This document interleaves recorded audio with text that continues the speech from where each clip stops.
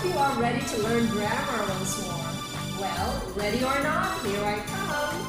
Ready or not, I'm going to teach you the voice of the verbs. Yes, we only have two actually, the passive and the active voice. Well, our usual verb, our usual way of speaking uses the active voice. That is why it is most preferred.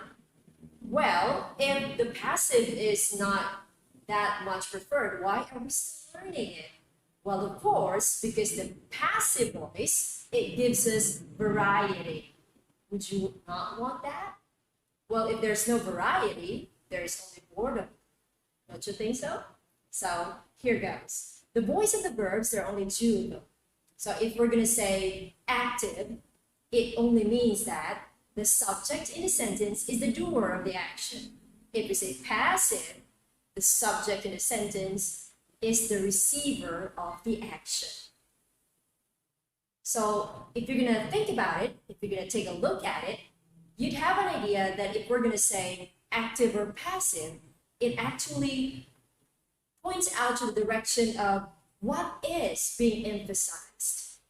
So if we're going to put the receiver of the action as subject in the sentence, we are actually emphasizing the receiver of the action.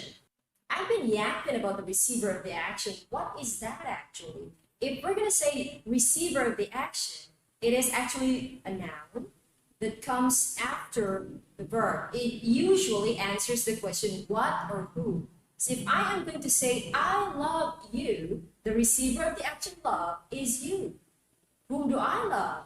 You. So that is the receiver of the action.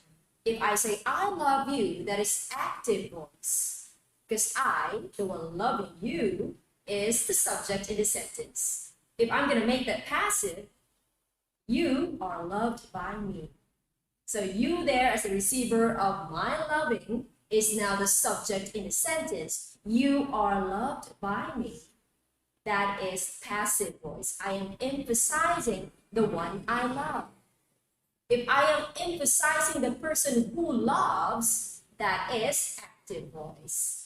Okay? So let me present to you once more my magical matrix. So let me walk you through it so that you would understand how to use it. Okay, you have the tenses, the verbs, then you have the column for active, passive, then the last column is the receiver.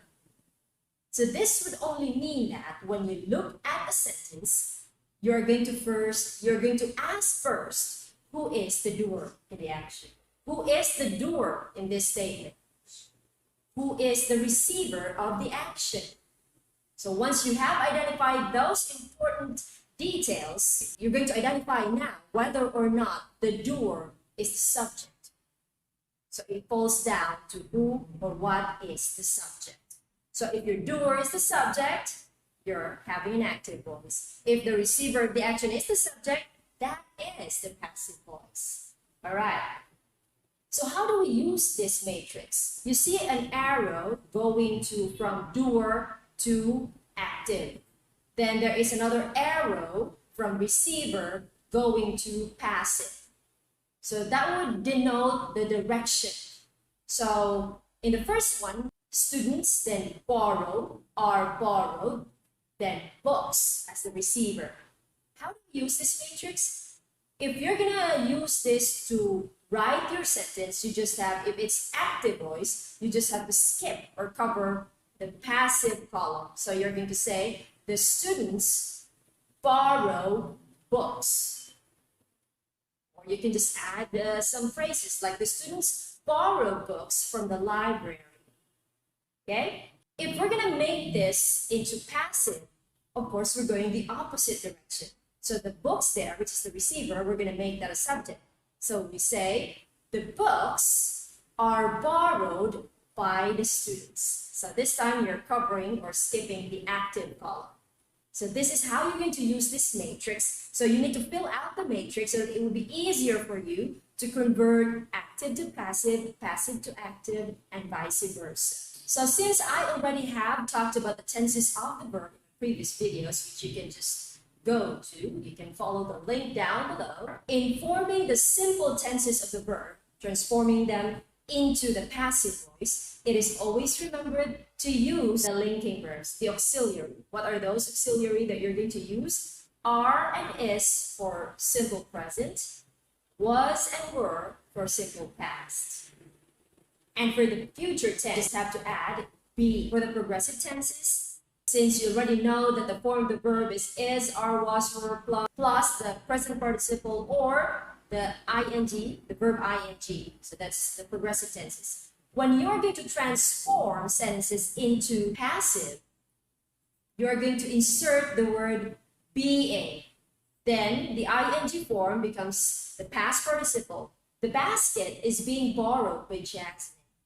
So the active is Jasmine is borrowing the basket. That's active.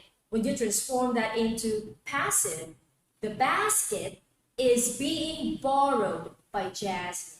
Now there is just one thing I would want you to look into, the future tenses.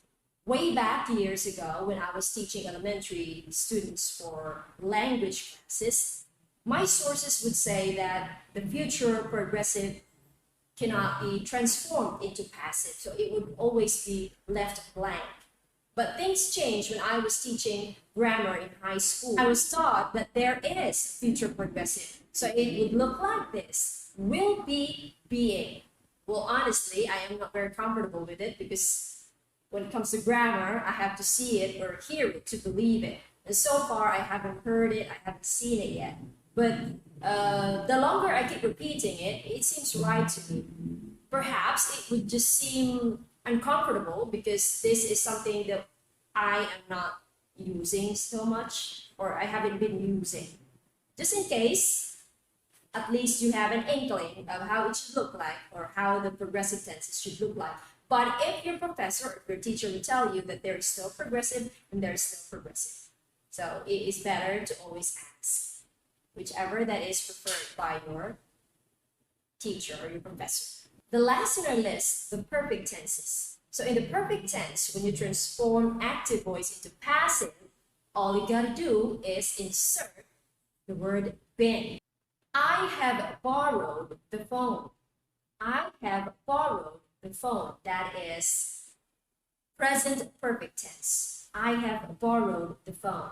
When you convert that into passive, you just have to say, the phone has been borrowed by me. Or you just have to say, the phone has been borrowed. There would be a time that you would not include the doer of the action anymore because depending on the situation, sometimes when you do use the passive, like the receiver becomes a subject, the doer becomes lesser or less important. So sometimes they are not anymore mentioned. Okay? Because sometimes there is a lack of details, which makes it not important anymore, or you don't really know, or because you don't want to emphasize it and you want to focus the emphasis on the doer of the action.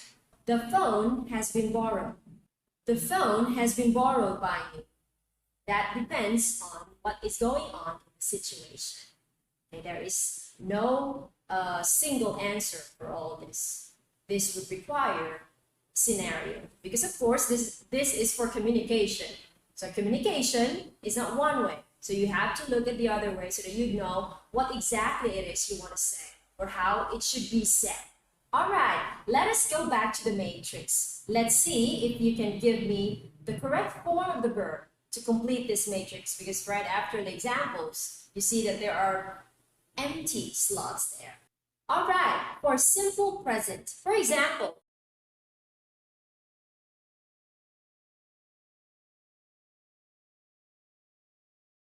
identify the doer of the action. The doer of the action is we, because we're going to be the one to claim it.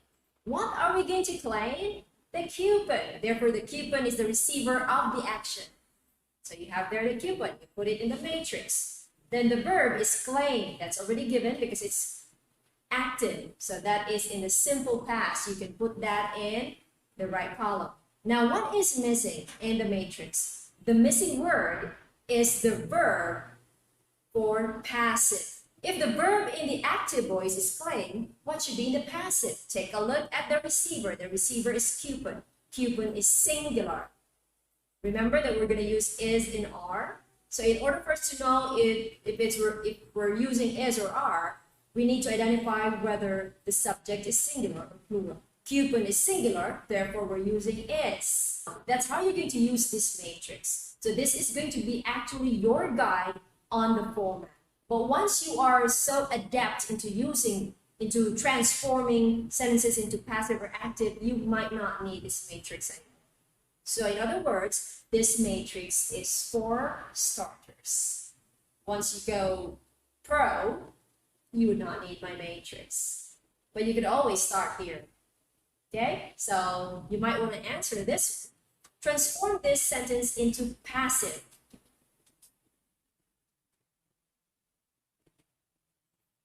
Here's the answer. How about you transform this sentence into active? Here's the answer. All right, everybody, I hope your head is still intact with my grammar lessons. So I hope I still see you in my next video. So thank you so much for tuning in. This is Teacher Jill. Ta-ta for now.